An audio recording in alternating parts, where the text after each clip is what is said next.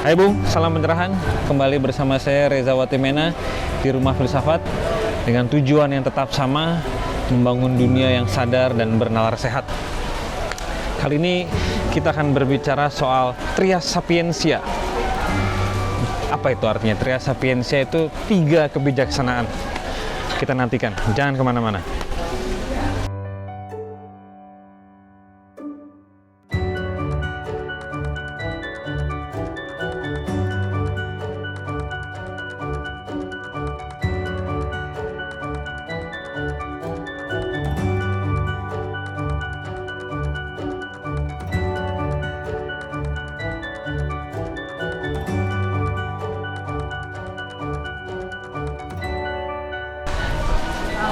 Tema kali ini saya dapatkan waktu memberi seminar beberapa waktu lalu ya, seminar online dengan tema yang sama. Trias Sapientia, 3 kebijaksanaan, itu mencangkup filsafat, ilmu pengetahuan atau sains, dan agama.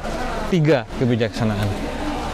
Nah, saya ingin memulai edisi kali ini dengan satu pertanyaan dasar ya.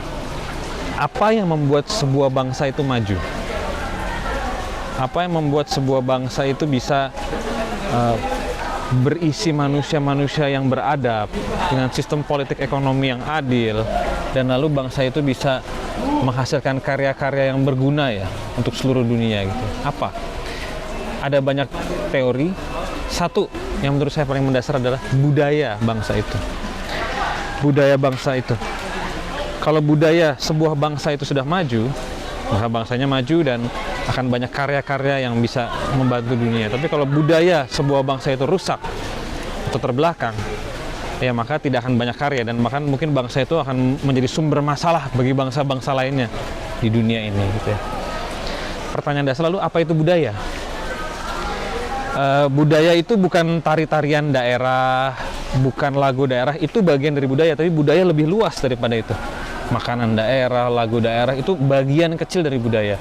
Tapi budaya sesungguhnya adalah segala cara berpikir dan pola perilaku kita di dalam keseharian. Kita hidup sehari-hari, kita membuat keputusan, kita berpikir, kita berhubungan dengan orang lain, dan semua itu membentuk pola tertentu yang akhirnya menciptakan budaya, kultur dari sebuah bangsa. Nah, saya ingin mengajukan satu argumen bahwa sebuah budaya itu bisa maju kalau dia bisa mengembangkan 3 hal sekaligus.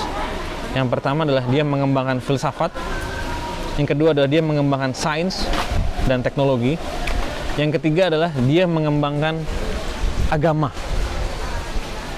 Bagaimana ketiga hal itu dijelaskan? Bagaimana ketiga hal itu terhubung? Nah, kebetulan tim dari Rumah Filsafat punya ide, kita cari tempat lain yuk, kita bermain di luar lah, jangan dalam ruangan terus. Sekarang kita di sebuah tempat di area ini sudah Jawa Barat tampaknya, udah bukan Jakarta lagi ya gitu ya. Dan kita akan coba berpikir soal budaya yang maju ya di tempat ini ya gitu. Kita mulai dengan yang paling dasar ya, sesuai dengan kanal kita ya, filsafat. Apa itu filsafat? Kayaknya dari pertemuan pertama kita belum pernah bahas ya apa itu filsafat, padahal ini kan Rumah Filsafat ya. Mungkin nanti kita akan bikin satu edisi membahas filsafat secara mendalam ya. Tapi filsafat secara umum sebenarnya adalah sebuah, ini menurut saya ada banyak definisi ya. Filsafat itu adalah sebuah ilmu berpikir ya. Ilmu yang mengajarkan manusia untuk bisa berpikir rasional, bisa berpikir kritis, bisa berpikir secara sistematis dan terbuka dalam hidupnya. Apa maksudnya itu? Jadi kalau orang belajar filsafat, dia akan menjadi pertama manusia yang rasional. Jadi dia bisa menggunakan akal sehatnya dengan jernih.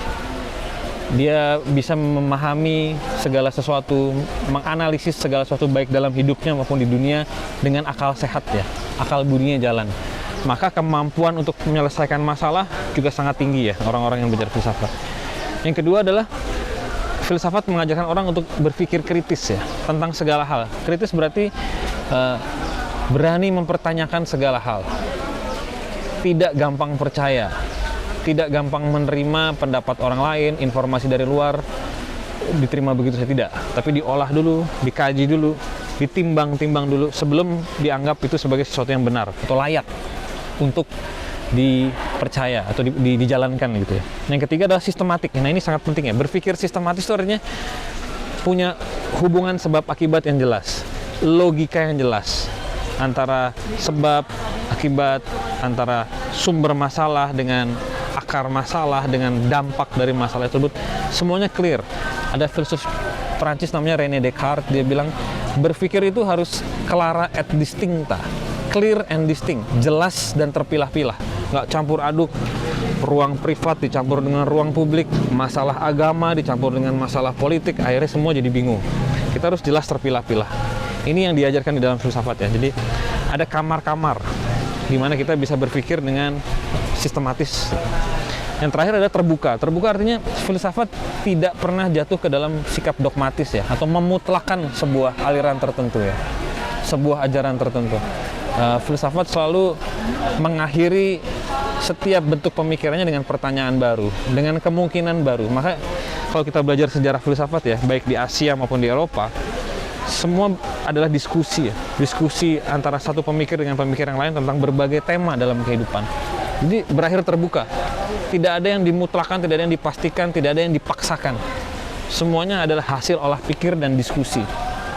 Nah, argumen saya tadi, kalau ingin memajukan sebuah bangsa, maka bangsa itu harus belajar filsafat.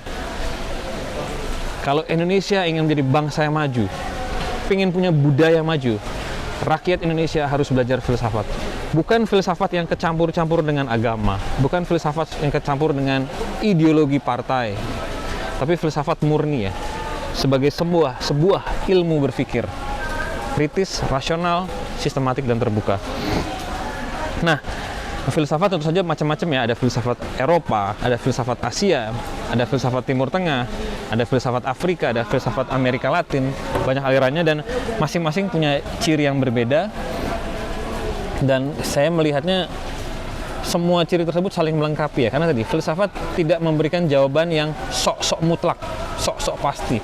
Semua adalah pengolahan, semua adalah eksplorasi. Maka tradisi-tradisi filsafat yang berbeda ini bisa saling memperkaya dalam diskusi terus-menerus ya, tentang tema-tema kehidupan lah, seperti soal cinta, soal makna hidup, soal persahabatan, soal politik, soal Tuhan, segala macam, yang semua didekati dengan akal sehat.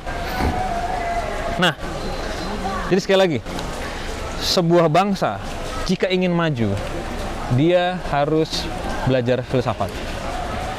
Tapi kalau hanya belajar filsafat juga berbahaya.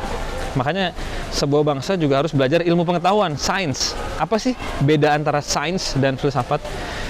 Antara ilmu pengetahuan yang kita pelajari di sekolah, di kampus, dengan filsafat, bedanya apa? Jadi sejarahnya, sains adalah anak kandung filsafat. Atau kalau mau dibalik, filsafat adalah ibu dari semua ilmu. Ya, ini memang sejarah ya. Jadi di dalam ilmu pengetahuan kita juga belajar menggunakan akal budi kita. Kita juga belajar menggunakan sikap kritis. Kita juga belajar berpikir secara sistematis. Kita menulis, kita membuat proposal, penelitian, segala macam.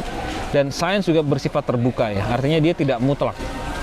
Dia bisa didiskusikan, bisa dipertanyakan, bisa dikritik, dan bisa diubah paradigmanya. Atau isinya bisa diubah. Kalau ada bukti-bukti atau teori baru atau penelitian terbaru yang bisa mengubah penelitian sebelumnya. Bedanya, ilmu pengetahuan atau sains itu sangat empiris atau murni empiris. Jadi dia hanya mengkaji kenyataan yang bisa ditangkap oleh panca indera manusia. Kalau filsafat kan semua hal bisa. Soal hal-hal yang sifatnya abstrak, metafisis, seperti soal rasio, roh absolut, jiwa, Tuhan, itu kajian dari filsafat. Kalau sains tidak menganalisis hal-hal yang di luar panca indera. Apa yang dianalisis oleh sains? Ya, soal tubuh manusia, soal ekonomi, soal pohon, soal alam, segala hal yang bisa ditangkap oleh panca indera. Maka sains sebenarnya lebih sempit dari filsafat. Dia murni empiris, murni hanya berurusan dengan hal-hal yang bisa ditangkap dengan panca indera manusia. Nah, dalam sejarah, ilmu pengetahuan melahirkan banyak teknologi ya. Seperti kita bisa ngobrol sekarang ini di channel YouTube ini juga karena teknologi. ada kamera yang merekam, ada sound system yang bekerja, ada internet dan dunia digital yang menjadi latar belakang. Nah, ini semua adalah anak dari sains ya. Jadi teknologi adalah cucu dari filsafat gitu ya.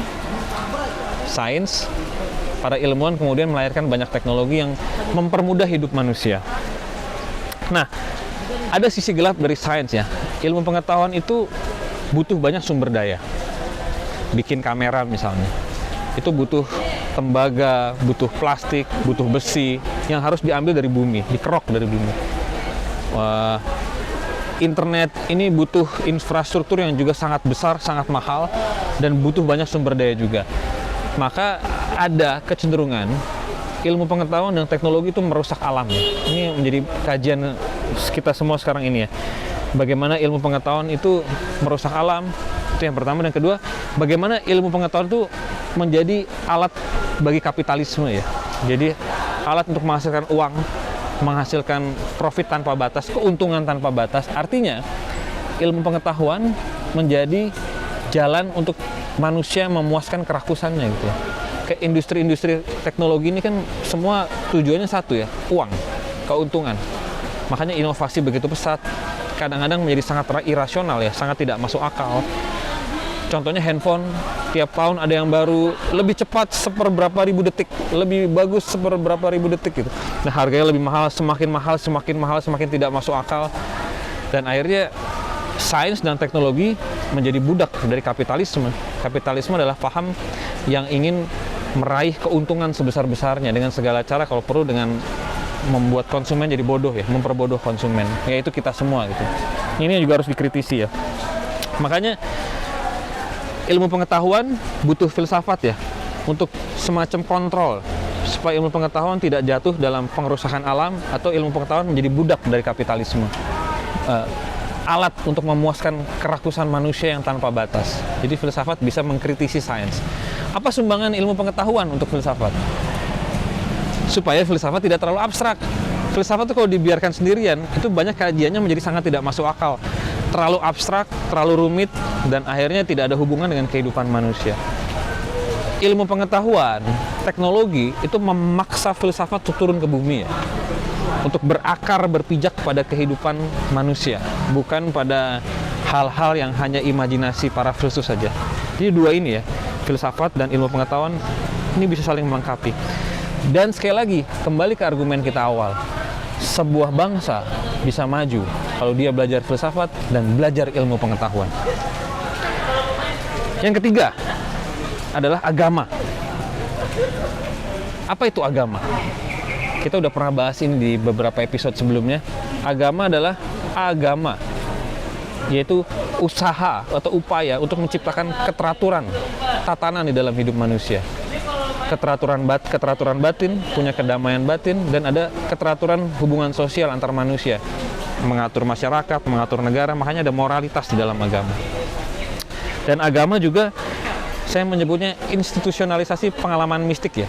Jadi biasanya pendiri agama, semua agama besar di dunia, ada banyak sekali agama di muka bumi ini, setiap pendiri agama itu mengalami sesuatu di dalam hatinya, di dalam hidupnya ya, yang disebut pengalaman menyatu dengan Sang Pencipta. Sang Pencipta namanya macam-macam, tergantung di budaya apa. Pengalaman itu disebut pengalaman mistik. Dari pengalaman mistik itu kemudian dia berbagi. Dia berbagi ke teman-temannya, ke keluarganya, maka terciptalah kelompok agama pertama, agama itu ya. Ini bisa ditemukan di dalam semua agama ya, mau di agama Buddha, agama Katolik, agama Islam, agama Hindu, agama Konghucu, semua agama punya tradisi yang sama. Institusionalisasi pengalaman mistik. Nah, sama seperti ilmu pengetahuan, seringkali agama ini karena dia menciptakan banyak kelompok ya, komunitas besar, seringkali dia digunakan oleh politik kekuasaan. Untuk kepentingan politik, untuk kepentingan adu domba, menciptakan konflik dan ketakutan di dalam masyarakat. Jadi agama seringkali juga digunakan untuk kepentingan-kepentingan yang busuk ya, untuk merusak keadaan, polarisasi ya, membelah masyarakat dan mengadu domba mereka, sehingga sebangsa itu menjadi lemah gitu. Nah, dan juga agama seringkali menjadi beku ya, dia menjadi sempit dan beku karena dia menuhankan aturan-aturannya sendiri. Padahal agama itu kan membawa manusia kepada Tuhan ya. Yang terjadi sekarang adalah agama menjadi Tuhan.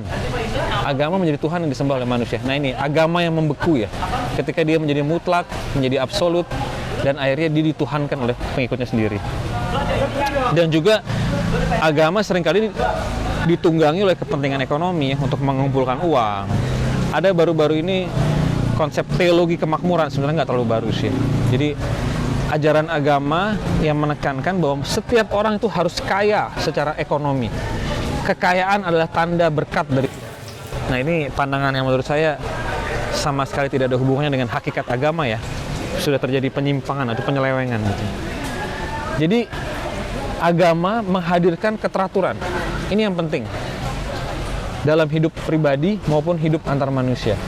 Dalam hal ini agama juga bisa membantu ilmu pengetahuan dan teknologi ya. Supaya apa? Supaya ilmu pengetahuan, teknologi, dan juga filsafat tidak kebablasan.